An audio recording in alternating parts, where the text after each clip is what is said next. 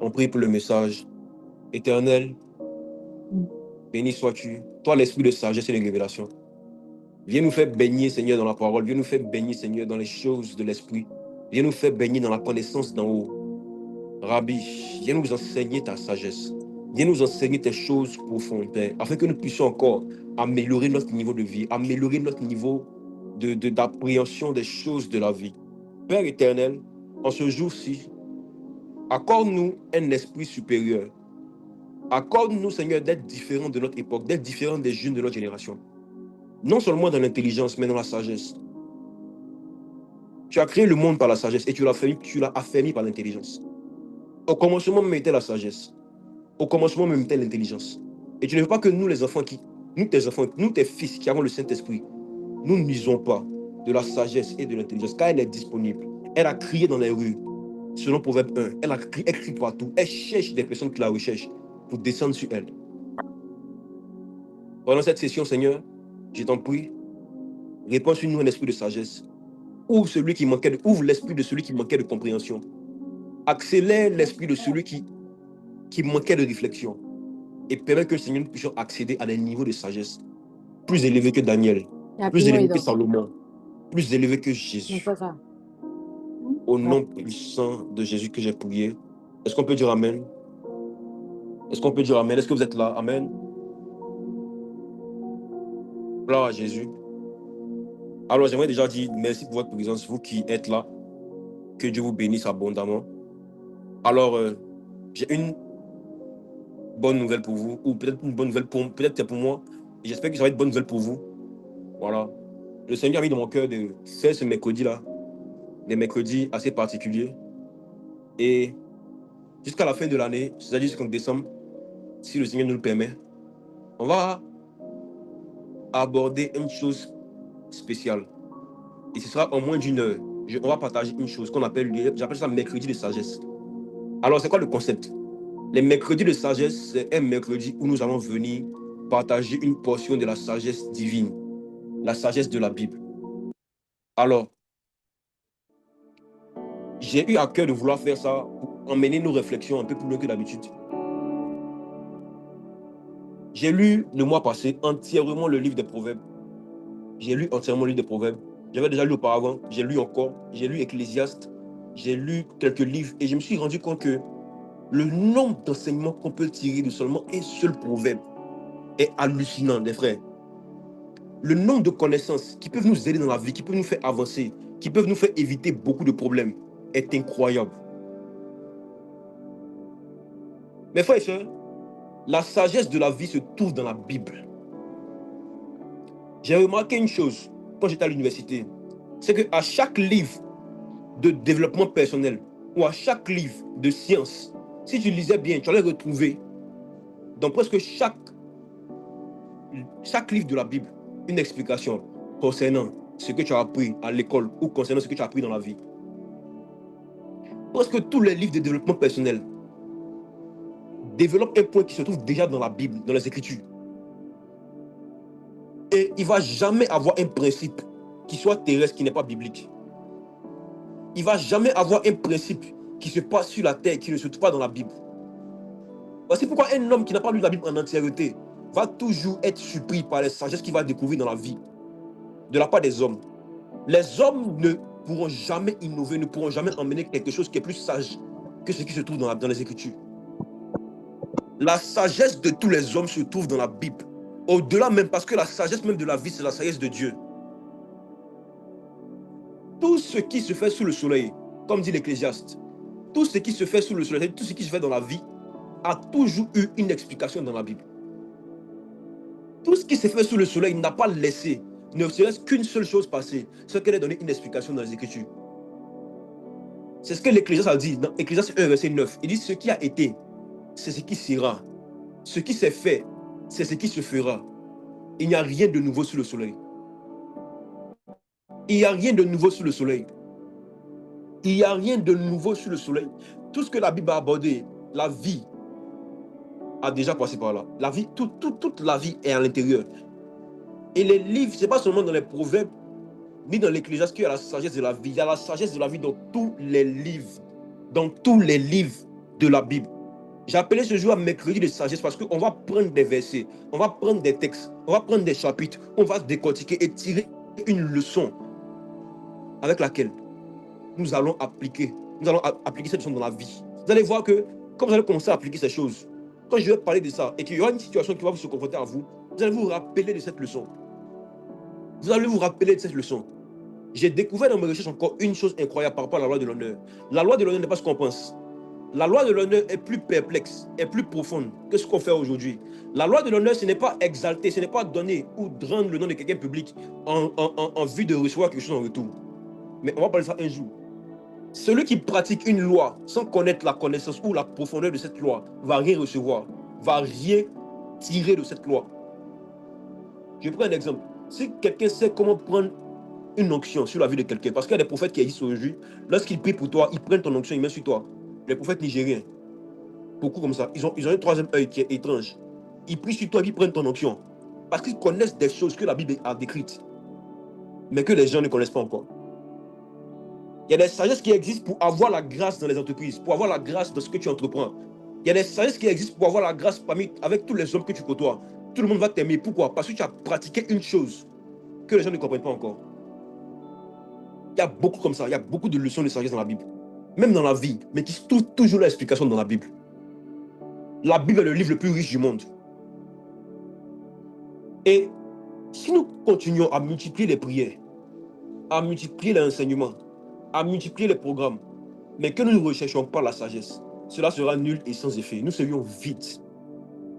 Cette année, on a beaucoup prié. J'ai fait au moins combien de programmes de prière? On a prié, on a prié. Laissez-moi on va apprendre un peu de sagesse. Je vais vous montrer ce que je sais un peu. On va analyser ça ensemble et puis on va avancer. Vous savez, les plus grands rois ont fait de ça leur quête constante sur la terre. Les rois étaient adulés, les rois étaient respectés à cause de leur sagesse. Salomon a fait de ça sa quête, la recherche de la sagesse, la recherche de la sagesse, la recherche de la sagesse. Il savait comment avoir des relations avec les autres rois pour ne jamais être en guerre. J'ai lu dans ma Bible que Salomon n'a jamais connu la guerre durant tout son règne. Il était tellement riche. Voici pourquoi Salomon a eu beaucoup de femmes. Salomon n'avait pas la tête à la guerre comme David. Voici pourquoi il a eu beaucoup de concubines. Il a eu tellement de concubines. Ce gars était sage. Mais avoir plusieurs concubines ne pas dire qu'on est sage, parce qu'il était oisif. Parce qu'il n'avait plus de problèmes à régler. Il était tellement sage qu'il avait déjà réglé tous les problèmes qui existaient. Il était en paix. J'ai découvert encore dans le proverbe que Salomon signifie paix. Salomon signifie pacifique. Voici pourquoi durant tout son royaume, durant tout son règne, il y a toujours eu la paix.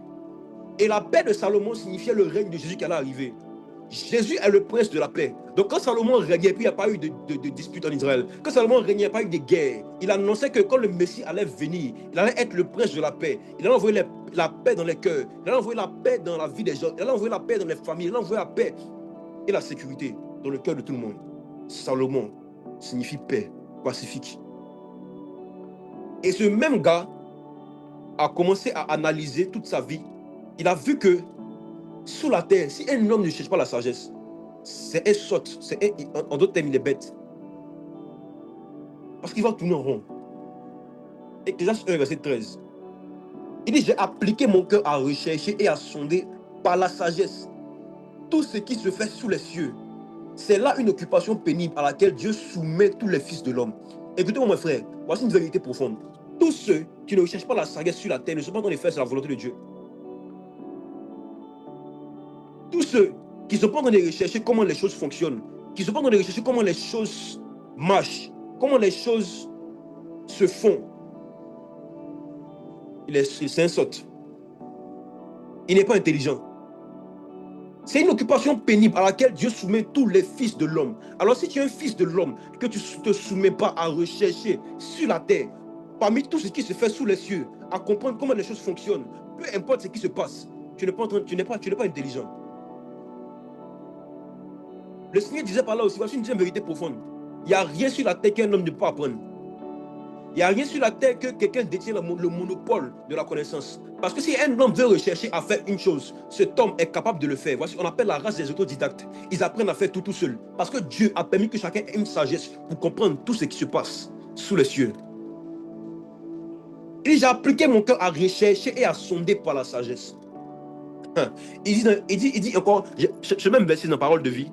Dans Parole de vie, la Bible dit, j'ai pris soin d'étudier attentivement tout ce qui se passe dans le monde pour comprendre le sens. Mes frères et sœurs, tous ceux à qui on donne des informations, à qui on parle, mais qui ne cherchent pas à comprendre le sens des choses, sont bêtes, sont sottes. Pour atténuer, la Bible va parler de sottes, qui font les sottises.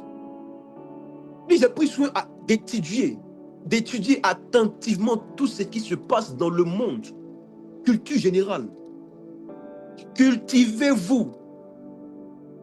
Il y a beaucoup qui ne connaissent pas encore, il y a combien de candidats aux élections présidentielles. Beaucoup ne connaissent pas comment fonctionnent les lois de notre pays. Beaucoup ne connaissent pas comment on se présente aux élections, quelles choses il faut avoir pour être capable d'être candidat. Voici pourquoi beaucoup de personnes étaient derrière JFK, le président de la jeunesse. Il ne peut même pas être maire. Mais chef de quartier ne peut pas être. Vous ne connaissez pas son background, tout le monde était là comme ça. Il y a beaucoup qui, en faisant comme ça, là, ils voulaient voter le gars. Beaucoup voulaient le voter. Si vous êtes sur la liste, vous allez voir, beaucoup allaient le voter. C'est une occupation, un travail. Celui qui ne connaît pas comment les choses fonctionnent est en train de passer loin de sa destinée. Les hommes d'aujourd'hui n'ont pas appris à exercer leur réflexion. Voici pourquoi ils sont beaucoup dans les émotions. Je réponds. Les hommes et les femmes d'aujourd'hui n'ont pas appris à exercer leur réflexion. Voici pourquoi ils sont beaucoup dans les émotions. La Bible dit dans Proverbes, si je me rappelle bien, c'est qu'il est venu, l'esprit de sagesse vient nous apprendre à comment exercer notre réflexion. C'est-à-dire apprendre à réfléchir. Parce que beaucoup ne savent pas réfléchir. Beaucoup ne savent pas réfléchir. Beaucoup ne connaissent pas la logique des choses. Or, le royaume dans lequel nous sommes est un royaume logique. Tout est logique dans ce royaume. Tout est compréhensible. Il y a des choses qui ne sont pas logiques, mais il y a des choses, si tu cherches à comprendre le sens, tu vas voir la logique dans la chose. L'onction est une logique. Il y a une logique dans les dons spirituels. Il y a une logique dans l'onction. Il y a une logique dans la puissance de Dieu. Il y a une logique. S'il y a des manières de prendre, il y a des manières de conserver, c'est une logique. Tout est logique dans le royaume. C'est par la sagesse même et par l'intelligence que tu as bâti la terre. Proverbe 3, 19. C'est par la sagesse que l'Éternel a fondé la terre. C'est par l'intelligence qu'il a affermi les cieux. L'homme, selon Dieu, doit chercher la sagesse constamment. Et c'est cela que c'est le travail de l'homme sur la terre d'abord, de chercher la sagesse. Et aujourd'hui, je vais introduire comme ça, avec la première leçon de sagesse qu'on va apprendre. Mais avant de débuter, comme vous avez vu sur l'affiche, c'est quoi? Le thème, c'est quoi?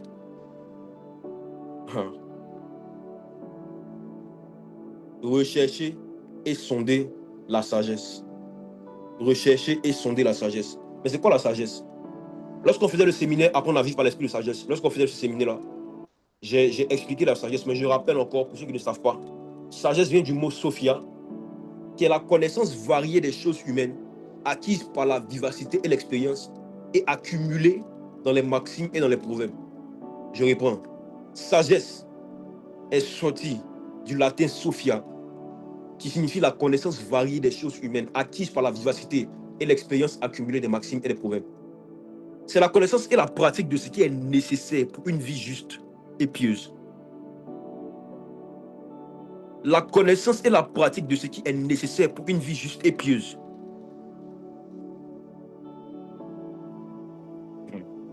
La sagesse est la capacité de discerner le bien et le mal, de choisir la bonne voie au bon moment, de mettre la connaissance en pratique selon la volonté de Dieu. Parce qu'on ne parle pas de sagesse sans impliquer Dieu, parce que la sagesse même c'est Dieu. La sagesse c'est plus qu'une intelligence comme beaucoup le croient. La sagesse c'est plus qu'une accumulation de savoir. La sagesse c'est l'art de bien vivre selon Dieu, de penser comme lui et d'agir comme lui. La sagesse, c'est l'art de bien vivre selon Dieu, de penser comme lui et d'agir selon ses principes. Dans la Bible, la sagesse vient de la crainte de l'Éternel. La Bible dit que la crainte de l'Éternel est le commencement de la sagesse. La sagesse permet de comprendre les temps et les saisons. Ecclésiaste 8:5. La sagesse permet de prendre des décisions justes. La sagesse permet de vivre en équilibre. La sagesse permet de marcher dans la lumière de la vérité divine. Mes frères et sœurs, la sagesse, c'est la connaissance transformée en comportement sous la direction de Dieu. Mes frères et sœurs, la sagesse, c'est la connaissance de tout ce qui existe, mais selon Dieu. Car Dieu même est la sagesse.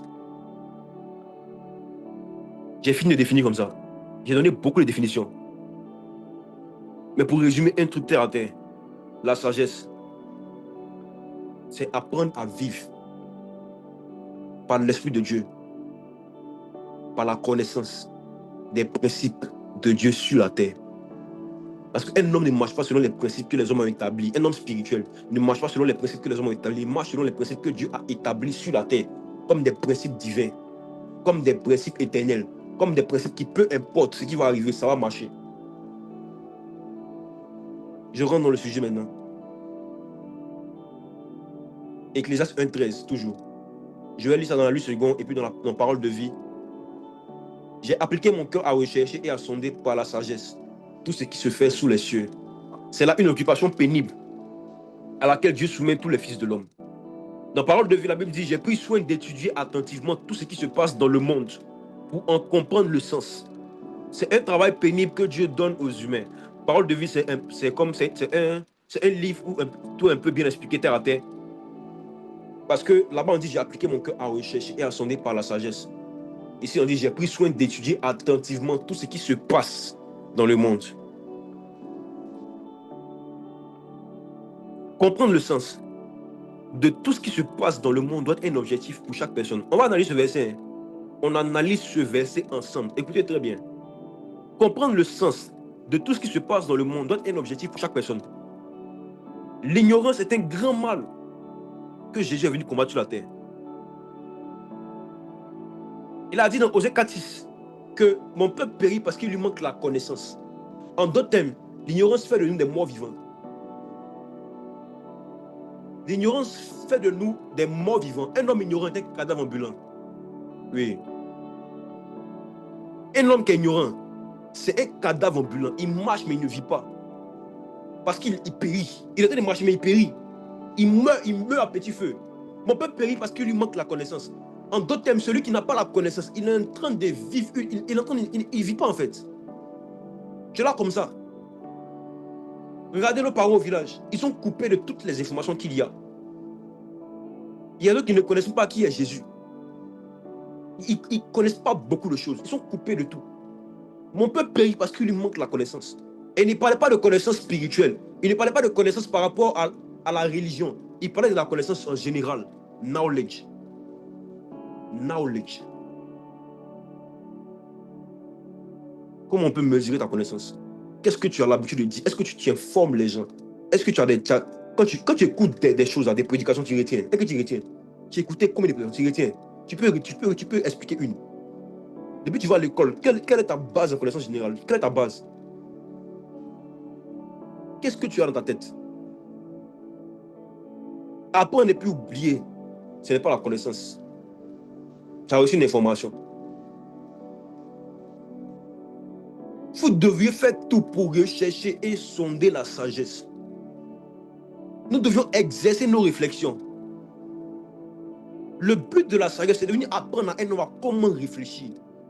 Vous savez, les enfants, lorsqu'ils grandissent, leur cerveau a un développement. Voici pourquoi on leur dit d'apprendre leurs leçons par cœur au CE1, CE2, CM1, CM2. C'est pour exercer la réflexion, pour retenir.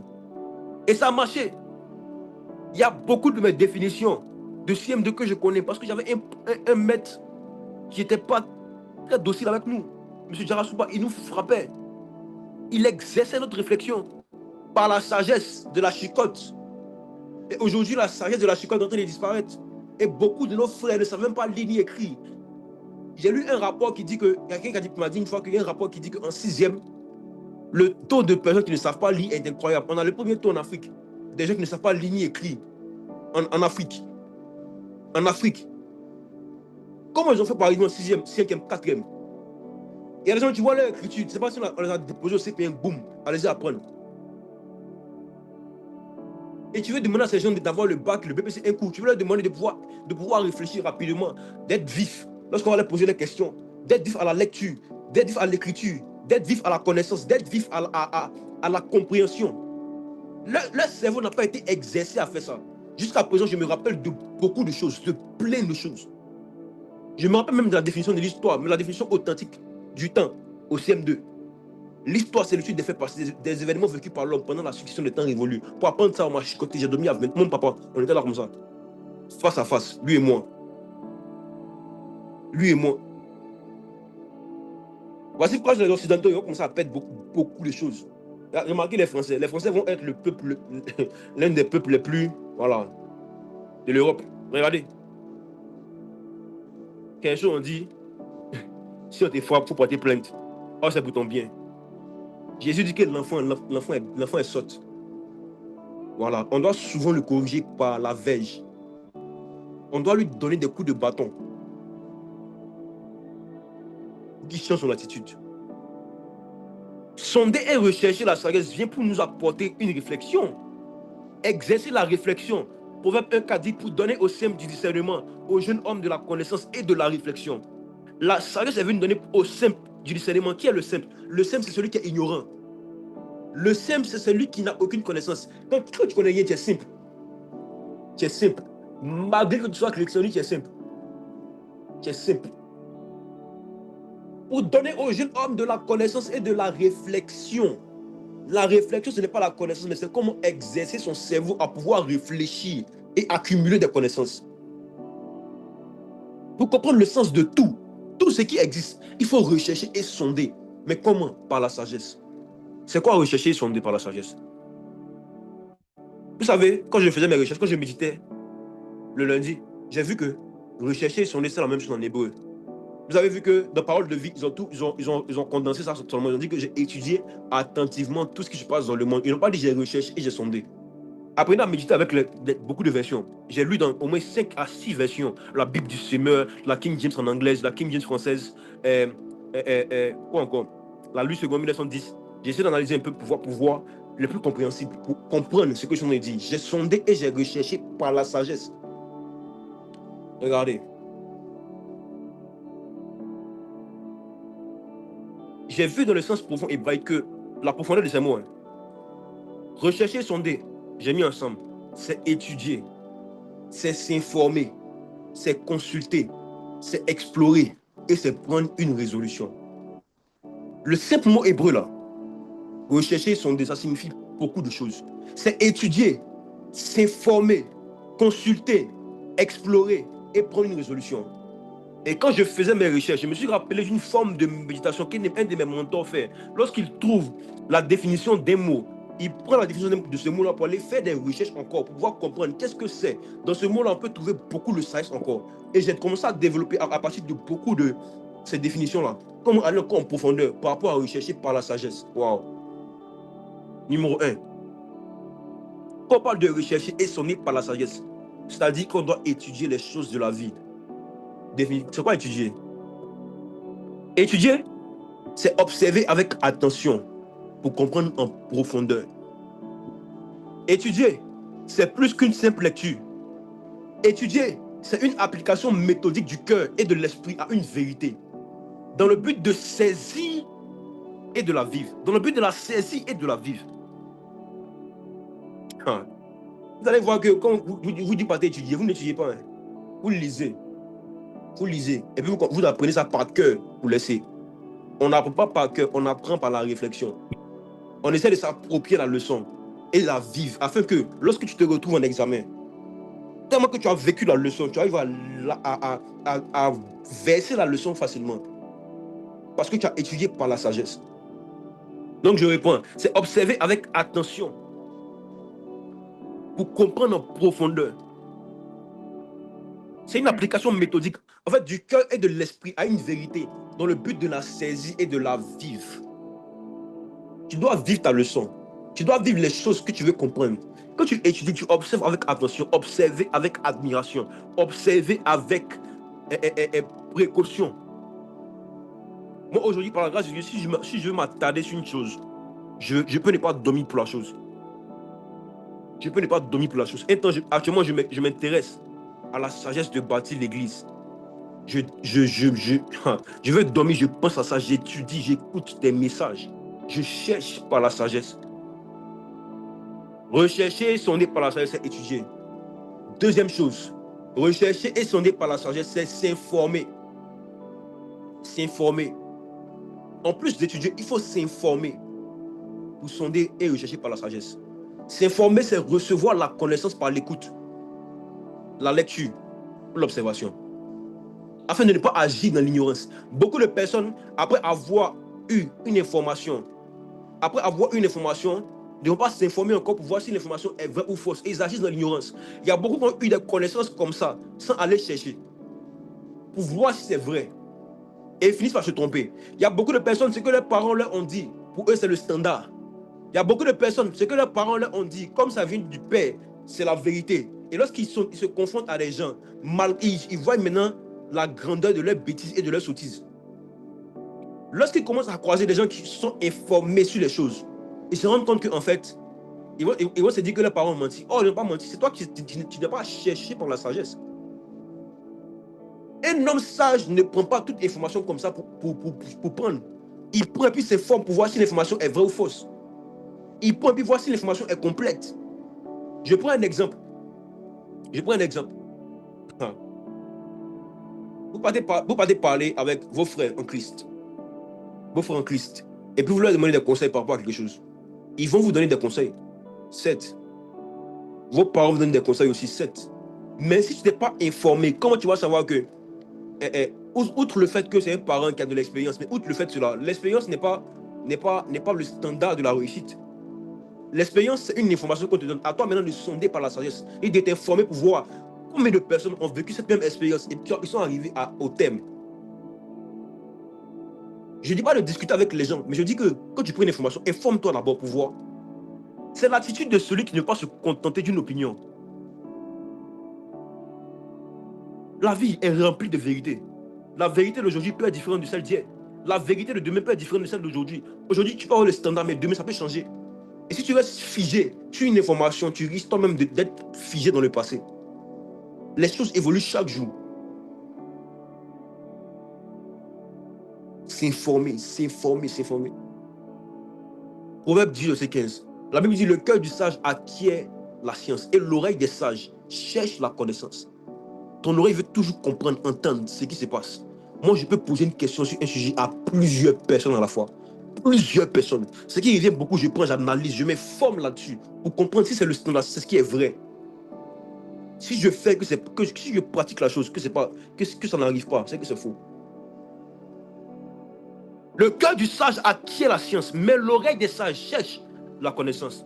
Ton oreille doit être toujours aux aguets, d'entendre les gens qui connaissent plus que toi, d'entendre les gens qui ont plus de connaissances que toi, de comprendre même ceux qui n'ont pas beaucoup de connaissances que toi, mais qui pour moi avoir leur avis avant de te prononcer. Le cœur des sages ne parle pas d'abord, il écoute. Il écoute. L'oreille des sages cherche la connaissance.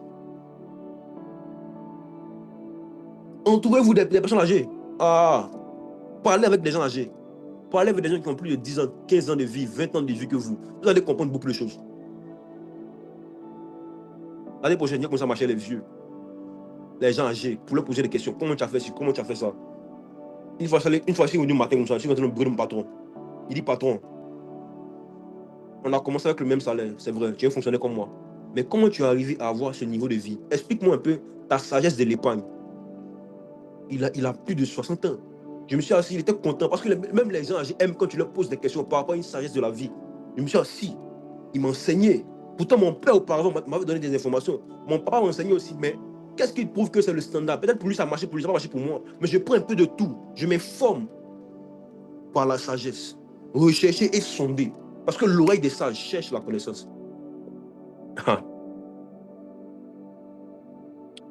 Après avoir recherché, après avoir étudié, après s'être informé, il y a une troisième chose que veut dire rechercher et sonder par la sagesse, par la sagesse, c'est consulter. Consulter. Consulter. Ce même mot signifie consulter. Consulter, c'est pas la même chose, mais dans le même sens que s'informer, mais ce n'est pas la même chose. S'informer, c'est se tourner vers consulter plutôt, c'est se tourner vers une autorité supérieure pour obtenir une direction ou un conseil sûr. Quand tu vas finir d'accumuler des connaissances, parce que l'oreille des sages, il cherche la connaissance, tu vas finir d'accumuler beaucoup de savoir. Tu vas maintenant consulter ce savoir. Mais en consultant, tu vas prendre des décisions hâtives. Tu vas maintenant consulter quelqu'un qui a une autorité supérieure pour avoir un conseil sûr. C'est reconnaître qu'on n'a pas toutes les réponses. Il faut aller chercher aussi la voix de Dieu. On consulte Dieu. On consulte Dieu. Quand tu vas finir d'aller t'informer chez les hommes, aller trouver la sagesse chez certains hommes que Dieu a déposé dans leur cœur, tu vas maintenant consulter une autorité supérieure. Tu vas maintenant consulter quelqu'un qui est plus mature, qui a réussi même dans le domaine. Quelqu'un même qui, quelque part, tu veux t'informer, qui a plus de connaissances. Et tu le sais. Tu le sais, quand on voit, on sait. Et quand tu as fini tout ça, tourne-toi maintenant vers l'Éternel. Consulte Dieu. Consulte Dieu. C'est l'attitude que les prophètes et les gens avant avaient. Et ils répondaient toujours. 2 Samuel 5, 19, la Bible dit David consulta l'Éternel en disant monterai-je contre les Philistins? Il pouvait demander à son chef de guerre qui est expérimenté, il pouvait demander à Abner. Abner était un gars qui était tellement puissant dans le domaine de la guerre. Lorsque j'ai lu dans les Écritures, parmi les vaillants hommes de David, Abner était tellement sauvage. Abner était un tueur en série. Abner était le chef des armées d'Israël. Il pouvait demander à Abner. Mais il a fini de prendre l'avis d'Abner. Il a fini de s'informer chez Abner. Il a fini de s'informer chez tout le monde. Et puis il dit, allons consulter l'Éternel. David consulta l'Éternel. Quand tu veux prendre une décision, est-ce que tu consultes l'Éternel? Parce que rechercher et sonder par la sagesse. Le cœur du sage consulte d'abord Dieu avant de faire quelque chose. Est-ce que tu l'as consulté?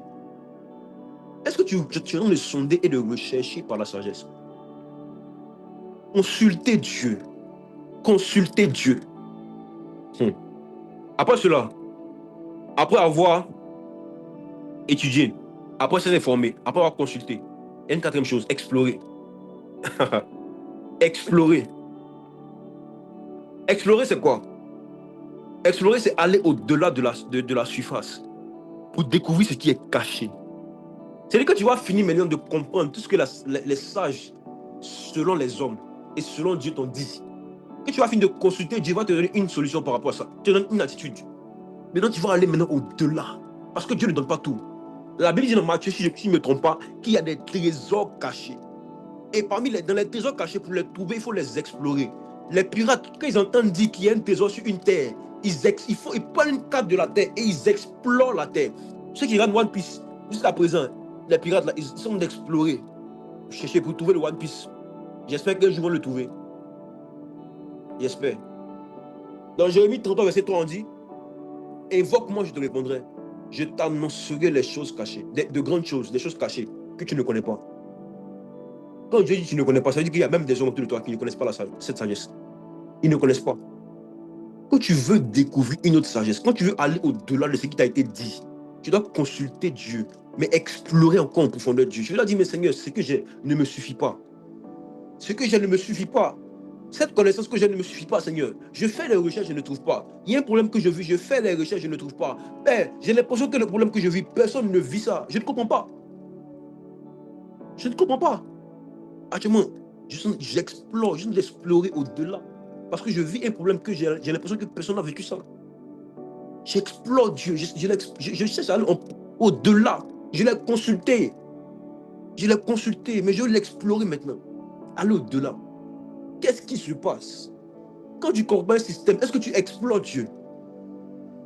Est-ce que tu explores les connaissances cachées? Parce qu'il y a une vérité qui va te faire shifter. Il y a une connaissance, lorsque tu vas la voir, toi-même pour la donner, ça va être dur. Parce que tu as exploré au-delà avec des pleurs, avec des larmes. Quand tu as eu cette connaissance, tu ne peux pas te permettre de pouvoir la délivrer comme ça. Non.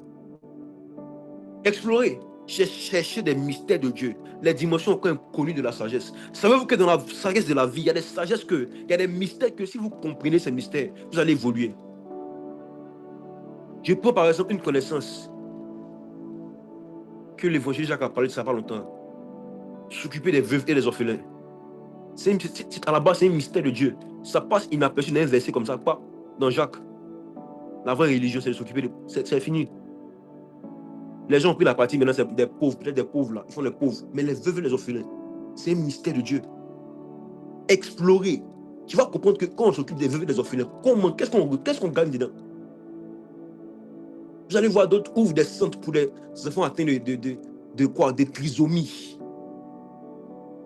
Souvent, même vous demandez qui a le temps de faire ça. C'est dur. T'apprends de l'argent où ça. Mais ces gars-là sont extrêmement riches. Extrêmement riches. Extrêmement riches. Il y a des sagesses pour ne jamais devenir pauvre. Explorer. Ah.